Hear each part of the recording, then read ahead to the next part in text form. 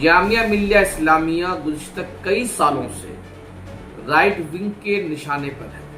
جامعہ ملیہ کی سرگرمیاں جامعہ ملیہ کے طلبہ کو مسلسل نشانہ بنایا جاتا رہا ہے۔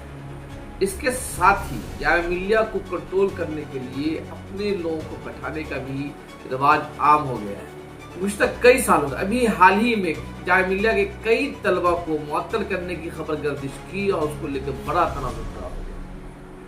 کل ایک پھر خبر آئی ہے کہ جامعہ ملیہ کے سماجیات کے شعبے کی طرف سے ایک سیمسٹر کے امتحان میں ایک سوال پوچھا گیا تھا کہ بھارت میں مسلمانوں کے ساتھ جاری ناانصافی پر اپنا نوٹ لکھیں۔ یہ سوال سامنے آنے کے بعد جامعہ ملیہ کی انتظامیہ اور رجسٹرار نے اس سوال نامہ لکھنے والے پروفیسر وریندر بالاجی شوہرے کو معطل کر دیا ہے۔ وریندر بالاجی شوہرے کی معطلی کا سسپینڈ کیا جانا اکیڈمک کے لیے ایک بڑا جھٹکا ہے۔ ماہر تعلیم اور تعلیم کے شعبے سے جڑے لوگوں کا کہنا یہ ہے کہ حکومت انتظامیہ کے ذریعے یونیورسٹی انتظامیہ کے ذریعے آزادانہ فکر آزادانہ رائے پر اٹیک کرنے کی کوشش کر رہی ہے۔ سوال یہ بھی پوچھا جا رہا ہے کہ سماجیات جیسے اہم شعبے میں اس طرح کے سوالات نہیں پوچھے جائیں گے تو پھر کہاں پوچھا جائے گا؟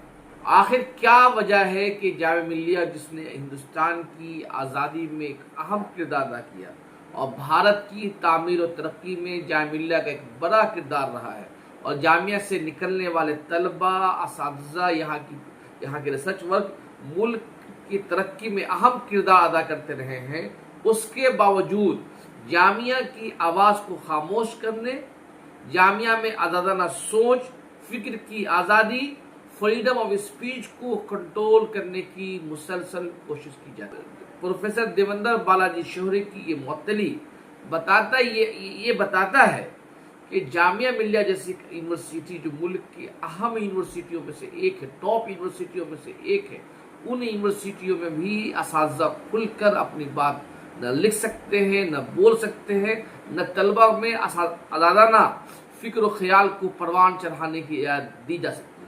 اب تک اس پورے معاملے میں یونیورسٹی انتظامیہ کی جانب سے کوئی وضاحت نہیں آئی ہے۔